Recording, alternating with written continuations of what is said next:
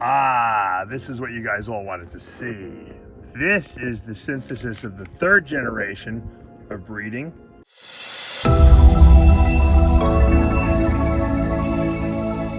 What's up, snake fans? Dave Palumbo here for Muscle Serpents Daily. And today we're going to be doing another one of these videos showing the evolution of different projects in my collection. I showed you a really kind of interesting project that I've been progressing little by little by little to get my ultraviolet that I produced, which is the Super Hurricane Enchi Hypo Rainbow. Now I'm going to show you some of my Pied project and how they progressed. And you're going to find out that it's always important to start with a good male.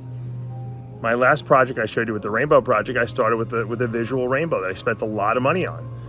And I did that because I knew I needed a good quality male to start with. Unfortunately, he died, and I had to use the offspring to create the project I was looking for. And thank God that was something I can do. This Pied project I'm going to show you, luckily the male is still alive and with us and still breeds to this day. And he's like over 7 years old. So, and we did have a couple mishaps with him. So that's, you know, when you breed animals, it leaves them open to be more vulnerable to disease and things that can just happen. And, you know, and you have to understand that comes with the territory. But I'm going to show you how my Pied projects have progressed over the years, and to show you what we produced this year, and to show you that it takes a long time and you have to have a lot of patience. So stay tuned. Bright and early this morning. He's doing it. Yep, right before school, all the snakes are out. The olives are loving it. It's 74 degrees on my watch, and these guys are, and there's a snake right there, they're as active as I've ever seen them, both of them. Yeah, a snake there. Yep, there's the boy on the ground, the albino, and there's the female. How's it go? And the Bredli is up in the hide box, but let's look at our big ones, my originals, and they're out too. There's our boy, and then our girl. Girl, and a girl there, boy there. Mm-hmm. There's Pablo, cleaning, and these guys are loving it. It just rained, it's wet out. They're just super happy. All right, our little water monitor is basking. He doesn't like me anymore, I don't know. He liked me at first, and now he's like very standoffish with me. I think he's going through his terrible teenage years right now, and so, but he just ate a lot. He ate a mouse yesterday, and then Pablo fed him another mouse just now, so he's got a full belly. But you can see he's gotten really a lot bigger. So he probably, I don't know if he quite doubled in size, but he definitely is quite a bit larger than when we first got him. And he doesn't care. He'll bask in front of us. The female, or what I think is the female, doesn't seem. She's always hiding. I never see her. I think she basks at night because it's these heat emitters are on all day. I don't really have a light in here, a basking light. I have a ceramic heat emitter. So right above them is where the heat is coming down on them, and he'll use that to digest his food and, you know, chill out, warm up a little bit, get his metabolism cranked up. As you can see, he's really beautiful, this monitor. Look at that eye. Look at that face. Look at those claws. Those little claws dug into my hand the other day, and they were like little razor blades. They went through my fingers. Now he's small. He doesn't hurt or anything like that, but they definitely pierced my skin. That's how sharp those things are. All right, here's our Sanzinia, who just downed a nice mouse. Got a nice big belly. I'm surprised she's not sitting on the hot spot. But she's not. Just goes to show you they don't really need as much heat as we think. So, all right, we'll just leave her alone, let her digest, and see what the boy's doing. He ate too. He's lighter than she is. He might go down under the hide box and digest on the heat. Maybe not. Both are doing well. I got these guys from Tom Crutchfield, as you might remember. These are the Sanzinia volotini, or the ground boas from Madagascar. Well, now that my my pool cage is not there anymore because of the hurricane. I don't know if you guys can see that it's pretty wide open. Probably see it more over here. No screens left. The peacocks now can come into my enclosure at will. And well, they're eating the grass, at least coming out of my pavers that need to be cleaned terribly after the hurricane. And that's one of the babies. That is a baby peacock, which doesn't look like a baby anymore, but you can see it doesn't have its adult feathers yet. This was one of the ones that was just born this year. And my neighbor, I don't want to say stole them, but we had the mother hen here, who was my daughter's best friend, and then she went over to their house where they have a little barn, and that's where she laid her eggs and I guess protected them in the barn. And so now that they're growing up, the babies, they're coming. There's two of them right there. See, the one on the left, one on the right. And I think that's the mother, I guess, maybe still watching over them, which is pretty cool. But they're growing pretty fast, considering they're only a couple months old. So we love our nature here in Cape Coral, Florida. All right, I want to show you how my pied projects have evolved over the years. This boy was a really big investment for me when I really first got involved. This was back in, I think, 2015 or 16 maybe.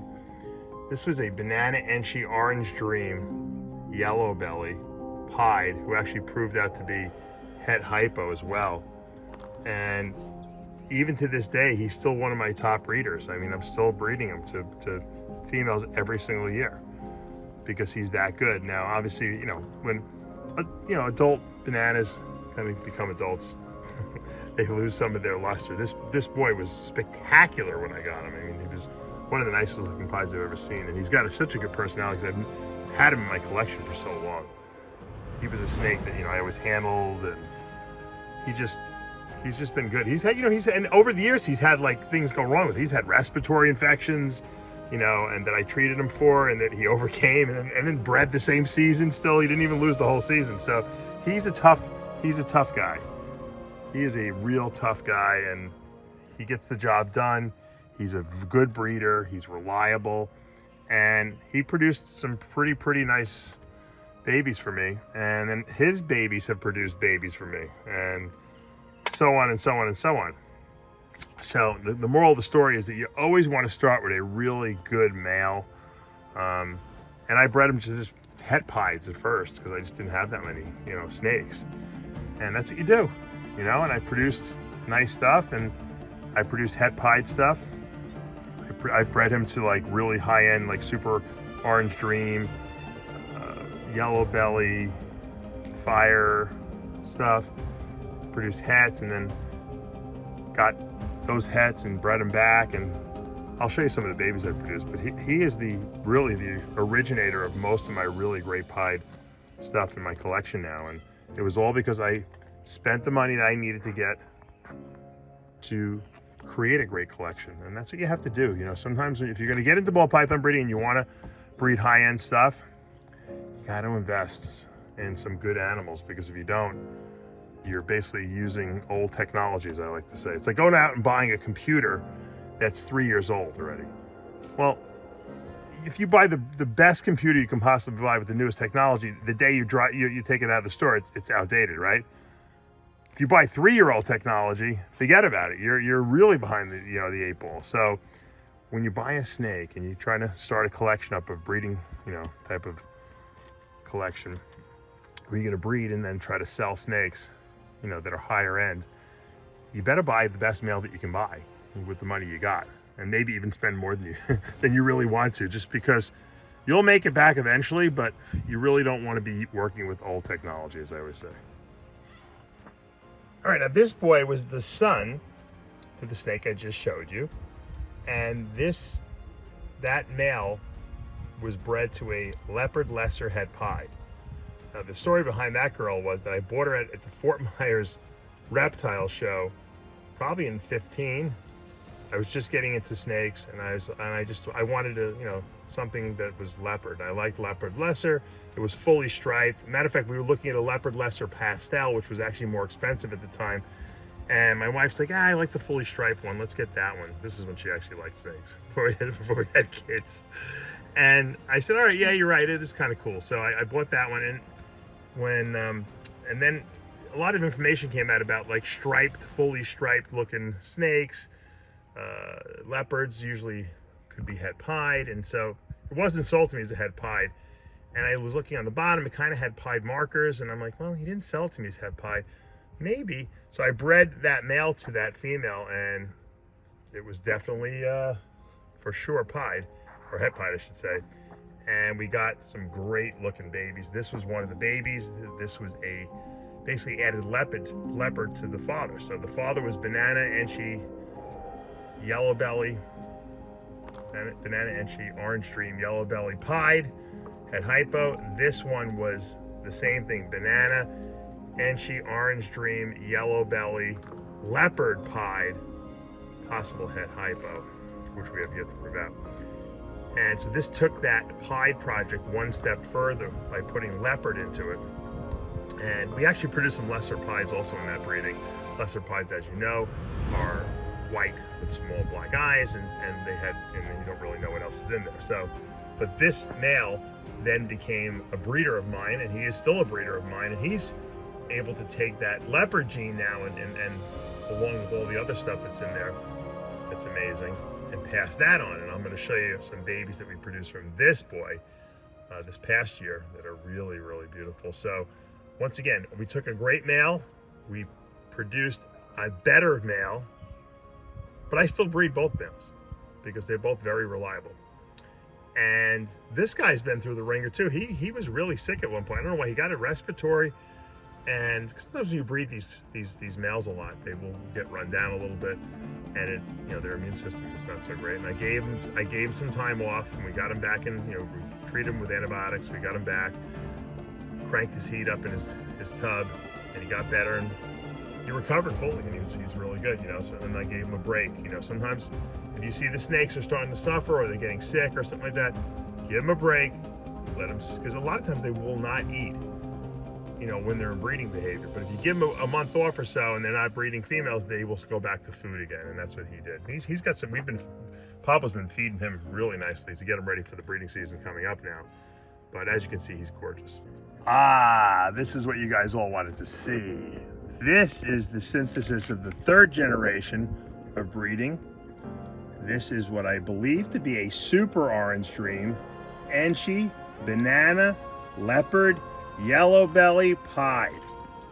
So we took the male that we just saw, which was the banana, enchi, orange dream, yellow belly, leopard, pied, and we added another copy of orange dream. Yep.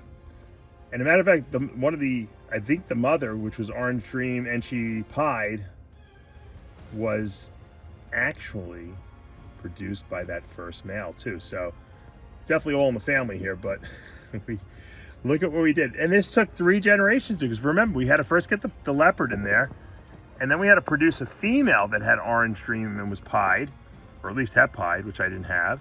And that was produced also from the first male. And then we took the second generation, we bred it to the first generation female that we produced. And we produced this gorgeous, gorgeous boy, who will be a holdback for me again. So I'll have 3 generations of holdback now, and one better than the next. So this is the super orange dream. So it's banana, super orange dream, enchi, leopard, pied, with yellow belly in there as well, for good measure. And this is also possible het hypo, because both the mother and the father was possible het hypo. It was actually the father was het hypo and the mother was possible het hypo. So this doesn't look like that we hit that. Now this could also be super enchi too, which I didn't even consider because the head is really pinched off. So that's a possibility as well. So once again, persistence, starting with a great male, not giving up, trying to better each generation, holding back the right females so that you can create the next generation. Because without that female I used this time around, I would not have been able to get the super orange dream into this. And once again, beautiful, beautiful animals. And it's all about, you got to constantly be thinking, all right, what's the next? Now, what do I put this into? How can I make this better? Well, I'd love to make this a hypo, version of this.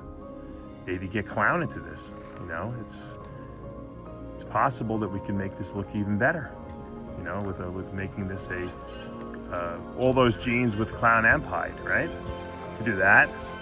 We produced some gorgeous clown pieds this year, so that's a possibility to breed into that.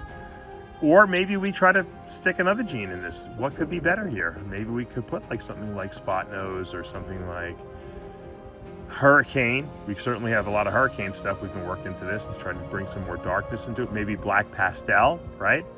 So you always got to be thinking what the next breeding is. What if I breed this male to a black pastel or to one of my panda pieds, super black pastel pied females, right? Think about that. You'd get this, well, you'd only get one copy of Orange Dream and Entry, but you get this with black pastel, which would look really cool. So keep your brains a-thinking. All right, now I wanted to show you this one more stunner. This is also coming from indirectly my first male. That first male that I showed you, which was a Banana Enchi Orange Dream Yellow Belly. Wow, the birds are out today. That first male was a Banana Enchi Orange Dream Yellow Belly pied. I bred him to, at one point, a Fire Yellow Belly Orange Dream. And I produced Super Orange Dream Fire, Super Enchi Banana Yellow Belly Het pied male. Okay, gotta keep following. This is not so easy. So I produced a second. I didn't show you that male. Because he's het pied. Took that male because he was now Super Orange Dream and Super Enchi, and he had Fire and Yellow Belly and Enchi in it. He had a million genes in him. He just was het pied, and I wanted to get to the next level quickly, and I wanted to get Fire into my project. So I bred him to a pied, to a visual pied, last year, or this year, I should say, in 2022. And we produced this gorgeous baby. This is what I believe to be Banana Enchi Orange Dream Fire Yellow Belly pied. Also possible het hypo, of course, because of the lineage, but look at that. It almost looks hypo, right? It looks hypo. I thought it was hypo first, and then I remembered that there's fire in here, and fire lighten stuff up, and sometimes it can actually look like the hypo gene. I see it a lot with fire mandarins. They look like they're hypos, but the fire gene lightens stuff up, and it'll turn yellowish as it gets older. It'll make things more yellow, and that's how you can really verify that fire's in there. But this male is also spectacular. And so instead of having the leopard gene that the other one I showed you has, this has fire gene. So now we got fire into pied as well here. So really kind of cool. We could breed, this is a male, of course. If we can get the fire with the leopard, that's not even a bad idea. But look at that. Look how light, diffuse that pattern is. Beautiful boy. All right, guys, I hope you enjoyed today's video. I hope you're having a good week. And, well, we're just starting the week, but hopefully you have a good week planned, and I guess you can never really know what the week has in store for you when you're on Monday. All I know is that when Monday comes, Monday morning, everyone who's saved everything up for the weekend is always calling me up and wanting problem solved. So I'm ready. On Mondays, I prepare myself. That's why you have to rest up on Sundays, so that on Monday you can handle all the problems that pop up. But I will say this, I hope you guys enjoyed these last two videos where I showed you the progression of my breeding projects. And you can see, we're in the third generation, or maybe it can be considered the fourth generation of these pieds in my collection. And little by little, we've added, genes here and there. And you know what? I don't have a million babies that I can show you and say, oh, look at all these genes we added. You get lucky, you hit one or two, and you're just, and you be grateful. And that's why I keep the adults, breeders, the ex-breeders, because they're still breeding for me. If you have a high-end animal, it doesn't go out of style, as I said. It doesn't become old technology quite as quickly. And even my first male, that Banana Enchi Orange Dream Yellow Belly pied, he's still relevant.